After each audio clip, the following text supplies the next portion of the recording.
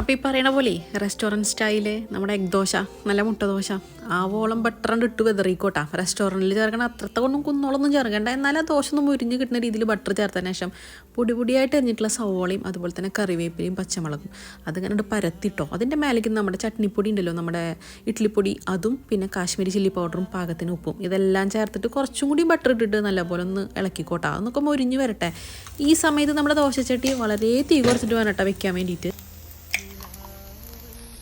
ഇതാ പിന്നെ ഏതാണ്ട് നടുക്ക് നോക്കിയിട്ട് ഒരു മുട്ടേൻ്റെ പൊട്ടി ചോദിച്ചോ. ഒരെണ്ണോ രണ്ടെണ്ണോ ആവാട്ടാ, നമ്മൾ ഒരെണ്ണം ഇടണുള്ളൂ. എന്നിട്ട് ആ മുട്ടയുടെ മഞ്ഞ പൊട്ടിക്കേണ്ട വെള്ള ഭാഗം മൊത്തത്തിലൊന്ന് പരത്തിയെടുത്തോ.